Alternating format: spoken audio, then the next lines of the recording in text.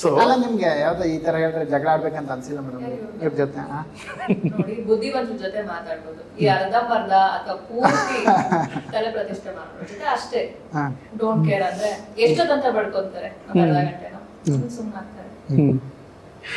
So ಹೇಳಿದ್ನಲ್ಲ, ಆಗ ದುಡ್ಡು ಕೊಟ್ಟು ಜನ ಆಡಿಯೋ ಹಂಗೆ ಕೇಳೋರು. ಈಗ ಹಿಂಗಾಗಿದೆ.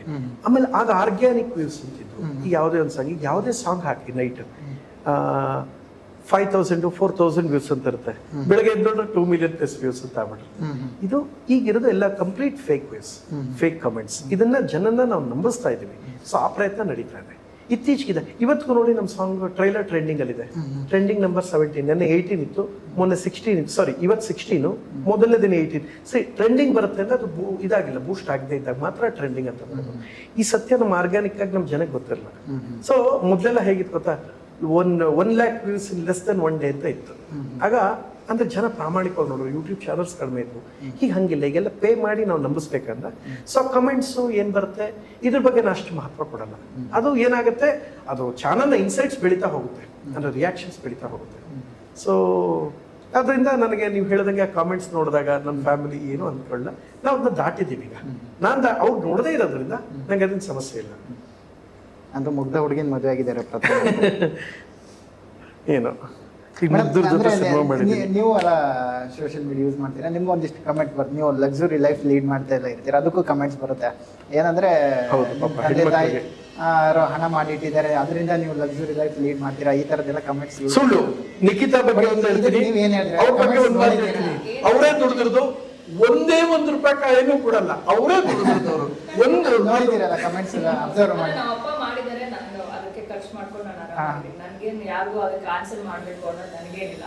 ಅಂಡ್ ಪರ್ಸನಲಿ ನಾನು ಹಾರ್ಡ್ ವರ್ಕ್ ಮಾಡಿದೀನಿ. ಅದಕ್ಕೆ ನಾನು ಹೇಳ್ದಂಗೆ ಪೇಮೆಂಟ್ ಅನ್ನೋದು ಇಸ್ಕೊಳ್ತೀನಿ. ಸೊ ಅದ್ರ ಬಗ್ಗೆ ನನಗೆ, ಯಾಕಂದ್ರೆ ನಾನು ಮಾಡ್ತಾ ಇದ್ದೀನಿ ಕೆಲಸ, ಸೊ ಅದಕ್ಕೆ ತಕ್ಕನಾಗೆ ನಾನು ಏನೇನು ಬೇಕಾಗ್ತದೆ. ಇವ್ರ ಅಪ್ಪ ಅಮ್ಮನ ದುಡ್ಡಲ್ಲಿ ಅದ್ ಮಾಡಿದ್ರು ಅಂತ ಹೇಳದ್ ನಾನು ಒಪ್ಪಲ್ಲ.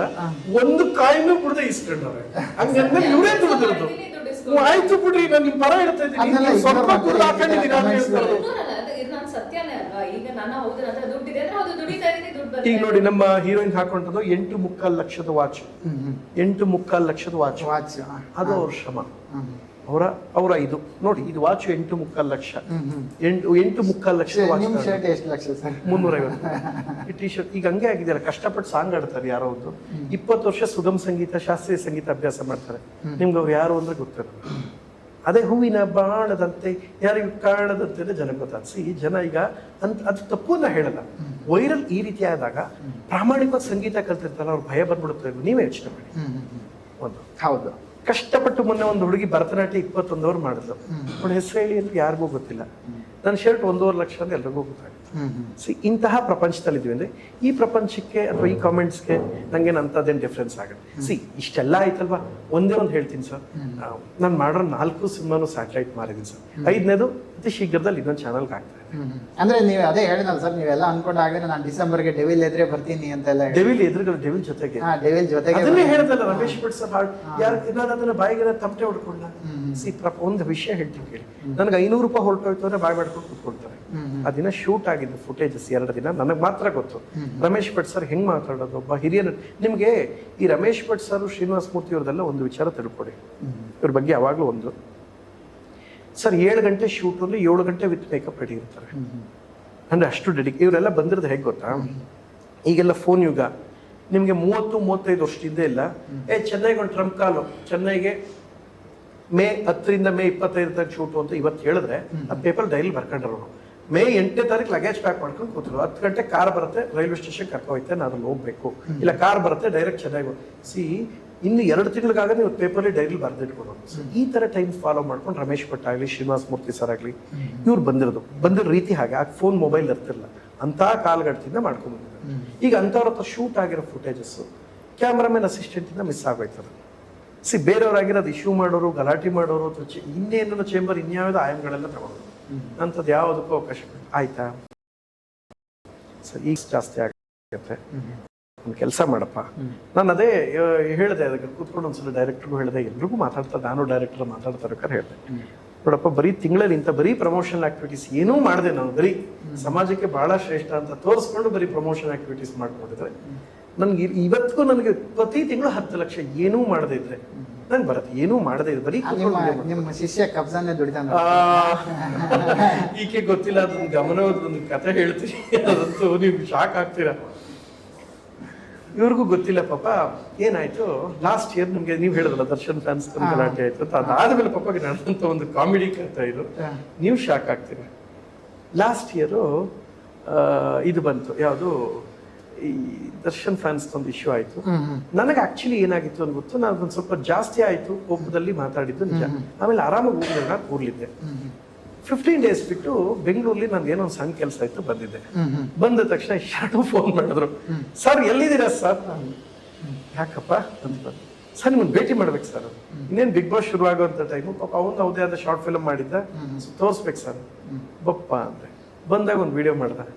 ಎಲ್ಲರೂ ಕೇಳ್ತಿರೋ ನಾನು ಎಲ್ಲಿದ್ದೆ ಅಂತ. ಇಷ್ಟಕ್ಕೂ ಮುಂಚೆ ನಾನು 3 years ಇಂದ ನಾಗರ ನಟ ಬ್ಯಾಂಕರ್ ಮಾಡ್ಬೇಕಾದ್ರೆ 2022 ಅಲ್ಲಿ ನಾನು ಪ್ರಥಮ್ ಸರ್ ಜೊತೆಗಿದ್ದೆ. ಪ್ರಥಮ್ ಸರ್ ನಮ್ ಗುರುಗಳು ಅಂತ ಹೇಳಿ ಒಂದು ವಿಡಿಯೋ ಮಾಡಿದ್ರು. ಒಳ್ಳೇದಾಗ್ಲಪ್ಪ, ಗುರುಗಳು ಅಂತೆಲ್ಲ ಎಲ್ಲರೂ ಅವ್ರ ರೀತಿಲಿ ಟ್ಯಾಲೆಂಟೆಡ್ಸ್, ಯಾರು ಗುರು ಅಲ್ಲ ಯಾರು ಶಿಷ್ಯ ಅಲ್ಲ, ನಿಂಗೆ ಚೆನ್ನಾಗಿರ್ಲಿ, ಒಳ್ಳೊಳ್ಳೇದ್ ಮಾಡ್ಕೊಂಡು ಆರಾಮಾಗಿ ಅಷ್ಟೇ ಮಾಡಿದ್ದು. ಇದ್ರಲ್ಲಿ ನಂದು ಏನ್ ತಪ್ಪಿದೆ ದೇವರೇ ಗೊತ್ತಿಲ್ಲ. ಅದು ಮುಗಿದ ನೆಕ್ಸ್ಟ್ ಡೇ ಒಬ್ಬ ಪಾದಯಾತ್ರೆ ಹೊರಟೋಗ್ಬಿಟ್ಟ. ಎಲ್ಲಿಗೆ? ಧರ್ಮಸ್ಥಳಕ್ಕೆ. ಧರ್ಮಸ್ಥಳಕ್ಕೆ ಹೋಗ್ತೀನಿ, ನಕಲಿ ದೇವಮಾನ್ ವಿರುದ್ಧ ಹೋರಾಟ, ಅದನ್ನು ಯಾರೋ ಕೊಲೆ ಮಾಡಕ್ ಬಂದಿದ್ದಾರೆ ತಕ್ಕನ. ಅದು ಹಿಂದಿನ ವಿಡಿಯೋ ನಂದೈತೆ, ನನ್ನ ಜೊತೆ ನಿಂತಿದ್ದ. ನನಗೊಂದು 200 ಫೋನ್ ಆಗಿದೆ. ಪ್ರಥಮ್ ನಿಮ್ಮಲ್ಲಿ ಬಹಳ ಸಂಭಾವಿತರು ಅಂತ ಅನ್ಕೊಂಡಿದ್ದೆ, ನೀವು ಈ ತರ ಇಂಥ ವಿಚಾರದಲ್ಲ ಇದ್ರಲ್ಲಿ ಸೆನ್ಸಿಟಿವ್. ನಂಗೆ ಏನ್ ಮಾಡಿದೆ ಅಂತ ಗೊತ್ತಿಲ್ಲಪ್ಪ. ನನಗೆ ಒಂದು 20 days ಫೋನೇ ನೋಡ್ತಾ ಇಲ್ಲ ಕಣ್ರಿ. ಆ ಇಶ್ಯೂ ಆದ್ಮೇಲೆ ನನ್ನ ಪಾಡಿಗೆ ನಾನಿದ್ದೀನಿ, ನನ್ನ ಯಾಕೆ ಹಿಡಕತ್ಯ, ನನ್ನ ಪಾಡಿಗೆ ನನ್ ಬಿಟ್ಬಿಡ್ರಪ್ಪ, ಅವ್ರು ಏನಾರು ಮಾಡ್ಕೊಳ್ಳಿ, ಇದಕ್ಕೂ ನನಗೂ ಏನ್ ಸಂಬಂಧ. ಸೊ ಅಂದ್ರೆ ಅವ್ರು ಹೇಳೋಂತ ಪಾಪ ಹುಡುಗ ಒಳ್ಳೆಯವನೇ, ಅವ್ನ ಇಂಟೆನ್ಷನ್ ಹಂಗಿಲ್ಲ, ಬಟ್ ಕನ್ವೆ ಆಗಿದ್ದು ಎಫೆಕ್ಟ್ ಆಗಿದ್ದು ನನಗೆ. ನಿಮ್ಗೆ ಯಾವುದಿಲ್ಲದು ಕೇಳಿ. ಇದಿಷ್ಟೇ ಅಲ್ಲ, ಫಿನಾಲೆ ನಡೀತಾ, RCB ಗೆದ್ದು ಗೊತ್ತಾ, ಕಾಲ್ ತುಳಿತದ ಅಷ್ಟೊಂದು ಜನ ಸತ್ತೋಗ್ಬಿಟ್ರು ಗೊತ್ತಾ. ಫಿನಾಲಲ್ಲಿ ವಿರಾಟ್ ಕೊಹ್ಲಿ ಪಾಪ ಮ್ಯಾಚ್ ಆಡಿದ್ದಾರೆ, ಹೌದಲ್ವಾ? ವಿರಾಟ್ ಕೊಹ್ಲಿ ತನ್ನ ಕ್ಯಾಪ್ಟನ್ ಮ್ಯಾಚ್ ಆಡಿದ್ದಾರೆ. ಇವತ್ತು ಫೈನಲ್ಸ್ ಬಂದಿದೆ RCB ಗೆದ್ರೆ ಯಾವುದೇ ಕಾರಣಕ್ಕೂ ಮಿಸ್ ಇಲ್ಲ, ನಾನು ಸ್ಟೇಡಿಯಂ ಓಡೋಗಿ ನಾವು ವಿರಾಟ್ ಕೊಹ್ಲಿ ತಪ್ಕೊಂಡ್ಬಿಡ್ತೀನಿ ಅಂತ ಒಂದು ವಿಡಿಯೋ ಬಂದು. ನನ್ನ ಪಾಡಿಗೆ ನಾನು ಊರಲ್ಲಿದ್ದೀನಿ, ನಂದೇನೋ ಕೆಲಸ, ತೋಟದ ಕೆಲಸದ್ದೇನೋ ನೋಡ್ತಾ ಕೂತಿದ್ದೀನಿ. ಒಂದು ACP ಒಬ್ರು ಫೋನ್ ಮಾಡ್ರು, ಪ್ರಥಮ್ ಅವ್ರು ಅಂದ್ರು. ನಮ್ಮ ಹುಡುಗ ರಿಸೀವ್ ಮಾಡ್ಕೊಟ್ಟ, ACP. ಹೇಳಿ ಸರ್. ಪ್ರಥಮ್ ಅವ್ರು ಮಾತಾಡ್ತಾ ಇರೋದಾ? ಹೇಳಿ ಸರ್. ಈ ಶರಣು ನಿಮ್ಗೆ ಏನಾಗ್ಬೇಕು? ನನ್ನ ಪರಿಚಿತ ಹುಡುಗ ಸರ್, 3 ವರ್ಷದಿಂದ 1 ವಾರ ನನ್ನ ಜೊತೆ ಕೆಲಸ. ಪ್ರಥಮ ಅವರೇ ತುಂಬಾ ದೊಡ್ಡ ಸಮಸ್ಯೆ ಆಗ್ತಾ ಇದೆ, ಸುಮ್ಮನೆ ಲೀಗಲ್ ಇಶ್ಯೂಸ್ ಆಗುತ್ತೆ. ಏನು?